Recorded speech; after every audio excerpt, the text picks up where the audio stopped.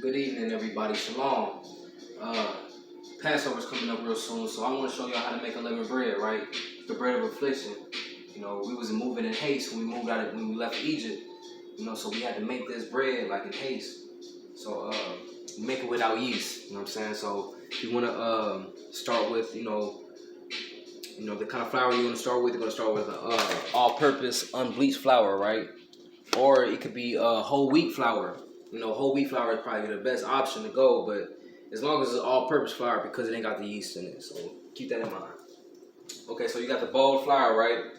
You know, all-purpose flour, right? Got some water. Get a cup of water. You know, pour it in there. You know what I'm saying? It's pretty simple, right? You get the mix and get you a spoon or something. It can get real messy if you use your hands. You know what I mean? Shit get real sticky, so you might want to just get a get a spoon. Come here real quick. Get a little view of this flour real quick. What I'm doing. All right, so you get that in there. The flour in there, right? You got the water. Right, mix that in there. You want to get it together to where it's like, you know, malleable, so you can move it around and make it like a shape, right? You want to get to shape it. You know what I mean? But you don't want to put too much water in it, so mix it up as best as you can. All right.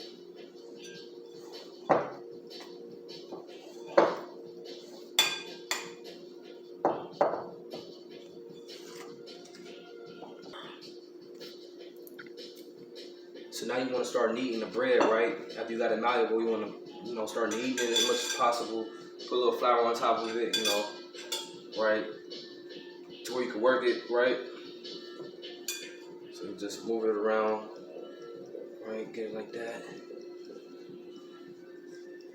Malleable, right? You know what I'm saying? So you can move it around, right? And when you break it apart, you're going to make little clumps out of it to where you can put it in the pan. You know what I'm saying? So take a little bit of this flour, right? Throw it on the countertop. You know what I mean? So you can flatten it out. You know, flatten out the bread. I mean, some people, you put it on a plate if you got a plate, whatever. You know what I mean? Or if you got a cutting board, that can work too. But we got a, marble counter right now, so what we using. All right. Take a little piece of bread, right? Move it in your hand like that. Right. Move it on the counter a little bit, right? And we flatten it out.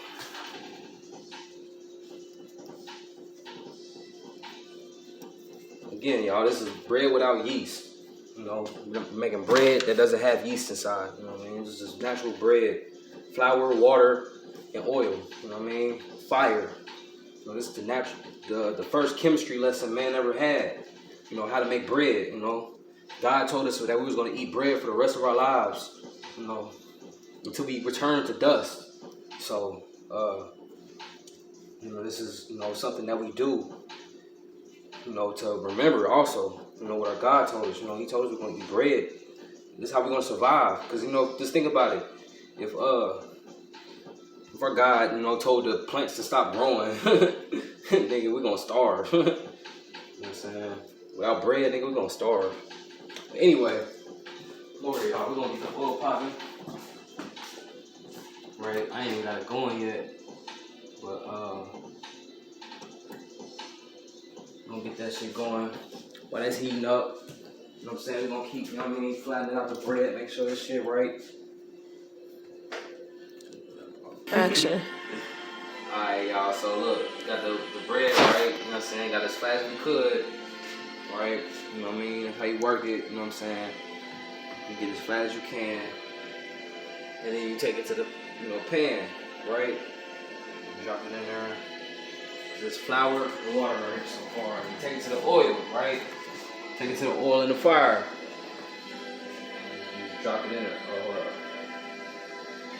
It's not hot enough. I thought it was alright, y'all. You just drop it in the pan. It's hot enough. Fuck it. It's hot enough. Just drop it in here, right? You hear it sizzling. It's supposed to be sizzling even more, but goddamn, just give it a second. It's gonna heat up. And bam! unleavened bread. Give it a second though. So as you can see, with the unleavened bread being, after it's been, masked up or whatever, and made flat, this is what you have right here in the pan. Some real flat, some, some that you can wrap your meat in, or you can have some kind of snack or whatever. If you wanted to wrap your food in, you can wrap it in that, you know what I'm saying, eat it, you know what I mean? Or if you just wanted to break it up, you know what I mean? And it's something easy to cook, you know what I mean, while you out there. And it's just, this is how we make our offerings for our God as well, you know what I mean? He wants it simple. He don't want it want nothing too complicated. Just oil, flour, and water, and then you want to get the most kosher salt that you can find. So what we have here, it's over here. What we have here is pink Himalayan salt. This is 100% natural, right? Type of shit that you want to use when you salting your food, but you can't, you know what I'm saying, forget the salt. You know what I'm saying, when you're making this kind of shit. You know what I mean? So never forget the salt. It's a part of the covenant. The salt is literally that important. So never forget the salt.